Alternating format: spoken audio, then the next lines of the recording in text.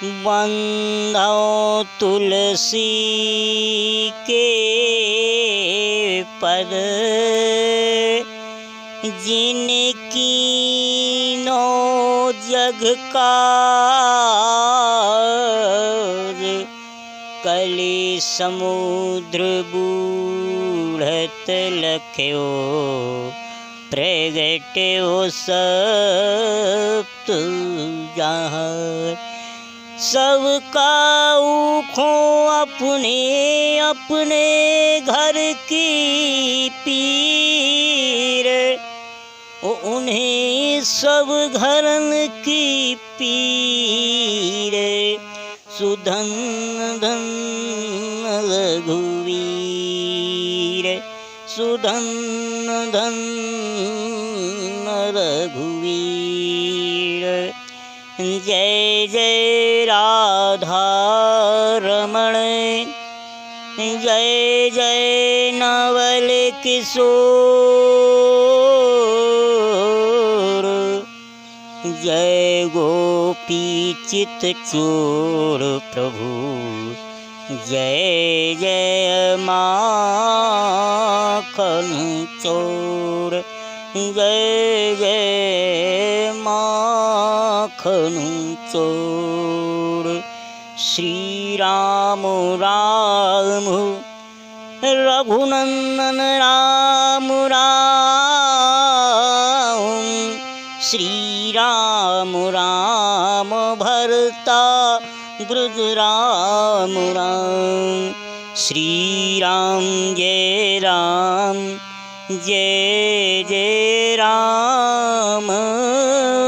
श्री राम जय राम, जय जय राम। बोले राम जी सरकार की जय, हनुमंत लाल की जय, सद्गुरुदेव भगवान की जय। आज का विषय दशरथ जी महाराज के कोई संतान क्यों नहीं है। अच्छा देखो, एक सोचने योग्य बात है। दशरथ जी महाराज कितने धन्यवान हैं, पुण्य आत्मा है, जिनके यहाँ कोई पुत्र उत्पन्न नहीं। सोचने योग्य बात है कि दशरथ जी ने जिंदगी में कोई पाप नहीं किया हो, जो पुण्यवान हो, पुण्यात्मा हो। दशरथ अर्थात जो जिसके रथ में 10 घोड़ा हों, जो 10 दिशाओं को प्रकाशित करे, उसको दशरथ कहते हैं। वो दशरथ जी महाराज कौन हैं? बड़ी चक्रवर्ती महाराज दशरथ जी हैं। फिर इनके कोई संतान नहीं है। इसका कारण बोले इतने पुण्य आत्मा होते हुए भी इनके कोई संतान नहीं। आजकल लोग कहते हैं किसी के घर में कोई संतान नहीं हो तो लोग कहते हैं कहीं जन्म में, अगले जन्म में कोई पाप किया होगा, इसीलिए तो नहीं है। लेकिन दशरथ जी ने क्या पाप किया? कुछ भी तो नहीं। जो 10 दिशाओं को प्रकाश करे वो कभी कोई पाप कर सकता है? तो दशरथ जी के यहाँ कोई संतान क्यों नहीं है? एक बार नारद जी मुनि ने विचार किया, इसका कारण ब्रह्मा जी से पूछा जाए। ब्रह्मा जी के पास गए। नारद जी ने कहा, भगवान आपने सृष्टि में सब कुछ बनाया, सबको सुख दिया, लेकिन आज दशरथ जी महाराज के कोई पुत्र क्यों नहीं है? दशरथ महाराज जी तो इतने पुण्यवान हैं, फिर भी इनके यहाँ कोई संतान नहीं है।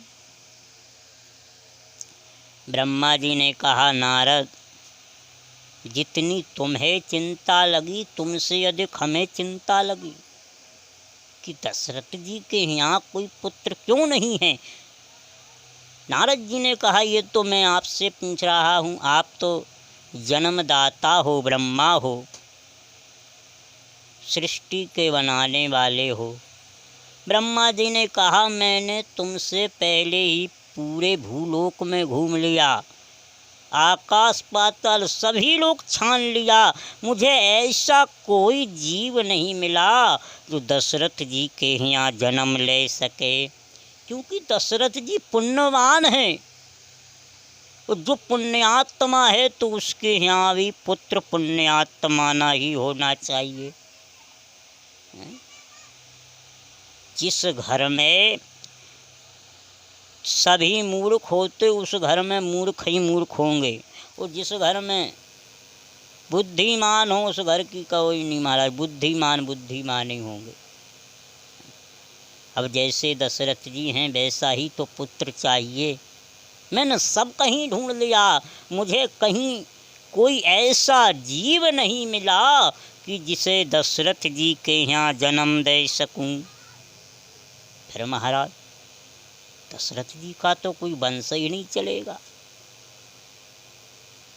ब्रह्मा जी ने कहा एक काम करो, हम सब भोले बाबा के पास चलते हैं और भोले बाबा से प्रार्थना करते हैं। ब्रह्मा नारद भगवान शंकर के पास समाचार सुनाया। शिव जी ने कहा ब्रह्मा मैं तो भजन मंदी हूँ, मैं तो भजन में बैठा रहता हूँ, मुझे इतनी जानकारी इसकी नहीं है, लेकिन आप तो बनाने वाले हो, जब आपको कोई पुण्यात्मा जीव नहीं मिला तो मुझे कहाँ मिलने वाला। इसके लिए हमें स्वयं भगवान विष्णु के पास जाना चाहिए जो सारे समाधान का हल है। कहा महाराज चलो। विष्णु जी के पास पहुँचे। भगवान शीर सैया में शयन कर रहे थे। देवताओं ने कहा प्रभु बड़ी विकट समस्या है। भगवान ने कहा हम इसीलिए तो बैठे हैं, जो समस्या आती यहीं समाधान होता है। अभी तक ऐसा हुआ है यहाँ से कोई बिना समाधान के निकला हो। बस समस्या आप लोगों पे आती है, भुगतना हमको पड़ता है। बोलो क्या समस्या है। कहा भगवान दशरथ जी इतने पुण्यात्मा हैं, फिर इनके यहाँ कोई संतान क्यों नहीं है। भगवान ने कहा इसका कारण कुछ और है, और दशरथ जी के यहाँ कोई जीव जन्म ले ही नहीं सकता है। कहीं क्यों भगवान। कहा दशरथ जी के यहाँ जीव जन्म लेगा ही नहीं, क्योंकि रावण मरन मनुज कर जांचा। रावण का तो मरना एक मनुष्य के हाथ से लिखा है। वो कोई मनुष्य कोई साधारण जीव जो है कि रावण को नहीं मार सकता है। खैर महाराज इसके लिए हम बैठे हैं। कहा महाराज कहाँ। बोले मैं खुद जन्म लूँगा, अनशन सहित लेहूँ मनुज अवतारा। मैं अनशन सहित अवतार लूँगा। कहा भगवान कहाँ। बोले कैसव यधति महातप कीन्हा। मैंने उनको पूर्व में एक वरदान दिया था कश्यपति को। जब उन्होंने मुझसे मांगा महाराज मैं आप जैसा ही पुत्र चाहता हूँ, तो मैंने यही वरदान दिया था कि मैं आपके यहाँ जन्म लूँगा। और देखो भगवान कह के आ रहे हैं। बोले अंसन सहित लेहूँ मनुज अवतारा। भगवान क्या लेंगे। देवता कहने क्या ऐसे को सोचो जरा। देवता पूछने आए महाराज ब्रह्मा जी ने कहा भगवान दशरथ जी के यहाँ किसी पुत्र का जन्म नहीं हुआ। वो भगवान कह रहे हैं अनशन सहित लेहूँ मनुज अवतारा। भगवान भी कह रहे हम अवतार लेते हैं जन्म नहीं लेते। इसलिए अनशन सहित ले हूँ मनुज अवतारा। कहा को महाराज बोले देखो जैसा बाप होगा वैसा ही पुत्र होगा। अच्छी जैसे दशरथ जी हैं वैसा ही तो उनकी पुत्र होना चाहिए, हैं? जैसा बाप वैसा बेटा। कहा महाराज के तो आप सही रहे हो। दशरथ जी महाराज के यहाँ भगवान स्वयं अवतार लिया, लेकिन दशरथ जी के यहाँ अवतार भगवान ने कैसे लिया इसका भी कारण गोस्वामी जी ने रामचरितमानस में ही वर्णन किया। बोले एक बार भूपति मन मही भय गलानी मोरे सुत नाही। एक बार भूपति मन माही भय गलानी मोरे सुत नाही। देखो एक बार गलानी क्यों हुई दशरथ जी को, हैं? जिसके यहाँ संतान नहीं तो उसे तो गलानी होनी चाहिए। फिर यहाँ एक बार देखो, एक बार का रामचरितमानस में बहुत महत्व है। एक बार त्रेता युग माही वो शंभु गए कुंभजल सिपाही। एक बार जननी अनवाए कर सिंगार पालना पौराए। एक बार चुने कुसुम सुहाए उन्हें जे कर भूषण रामो बनाए। एक बार का महत्व बहुत है। अब देखो दशरथ जी को गलानी क्यों हुई। देखो गलानी कब होती है, जब कोई दुख दे तब गलानी होती है। कोई व्यक्ति शांत बैठा हो, अगर उसे कुछ बात याद दिला दी जाए जो उससे होवे ना, तब उसे बड़ी गलानी होती, बड़ी गुस्सा आती, हमसे ये काम नहीं हो रहा। गलानी का कारण ही है। वो दशरथ जी को गलानी हुई। एक बार भूपति मन माही भय गलानी मोरे सुत नाई। गलानी दशरथ जी को नहीं हुई, गलानी तो अपूति पृथ्वी को हुई। अतिशय देखी धर्म के ग्लानी ओ अति सबीत धरा अकुलानी। पृथ्वी को भी गलानी हुई, लेकिन गलानी हुई तो दशरथ जी कहाँ गए। बोले दशरथ जी गए गुरु ग्रह गयहु तुरत महिपाला ओ चरण लागी करे विनय विशाला। निज दुख सुख सब गुरु ही सुनावा।